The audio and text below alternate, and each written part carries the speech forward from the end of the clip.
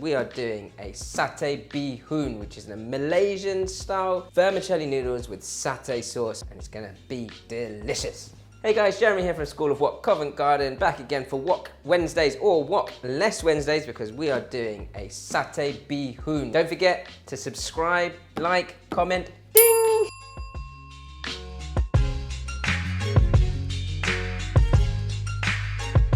So I'm gonna start with the satay sauce. Now this is gonna be like a thin satay sauce. First things first, roughly chop your Thai shallots, and then, so just peel the garlic. I'm gonna put my garlic into the food processor. Plenty of large red chilies here, so I've got about 5 large red chilies. I'm gonna put some galangal into there and some lemongrass as well. Bash your lemongrass, add that to the food processor. 2 or 3 lime leaves, give them a rough chop, and then you want to give those a good blitz. So that can all go in along with the shallots, and then get pounding. And you want to pound this until it becomes a coarse but smoothish paste. So now, about a teaspoon of shrimp paste, really strong in flavour that. And then I've got these nuts here, which are called candle nuts. Very classic of Malaysian cuisine. Really crush those in. That there is pretty much ready to start cooking. So you want to start off your satay sauce now, because you want, if you're putting squid into this, which is optional, not 100% necessary, but I quite like that squid adding flavour to the satay sauce.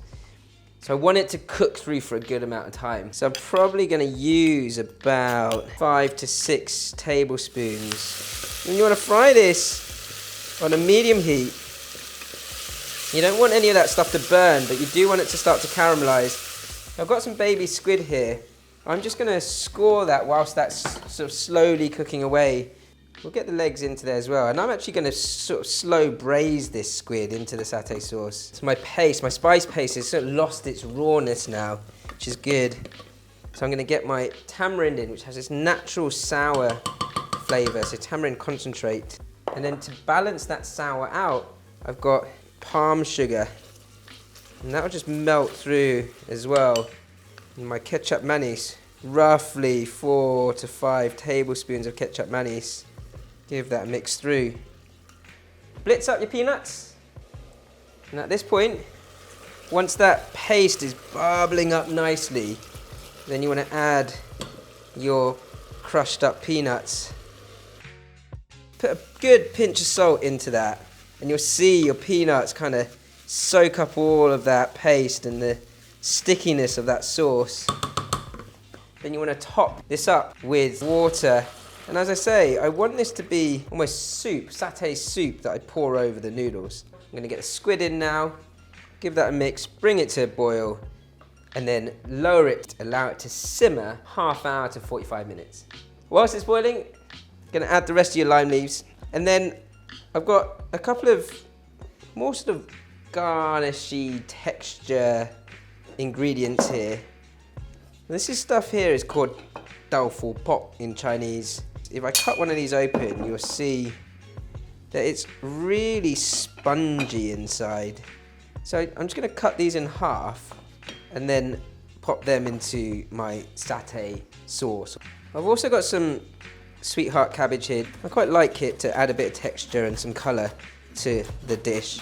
So that I'll blanch for about 30 seconds just at the end and place them on top of my noodles. And the last ingredient I have here is just some raw prawns. I'm just going to butterfly those a little, so when I'll blanch these and they just open up a little. That's it, everything's ready. Just allow that satay sauce to bubble away for another 15 to 20 minutes. My rice vermicelli have already been soaked in hot water for literally 2 minutes. You wouldn't imagine that a coarse peanutty sauce would work with those sort of fine shredded strands of noodles, but it really does. So the nice thing about this dish is the sauciness that you get from all that satay.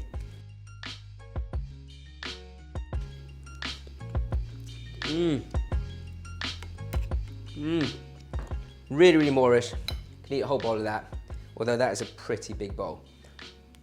Don't forget, guys, if you want to learn more about this type of cuisine, to subscribe, like everything we do, comment.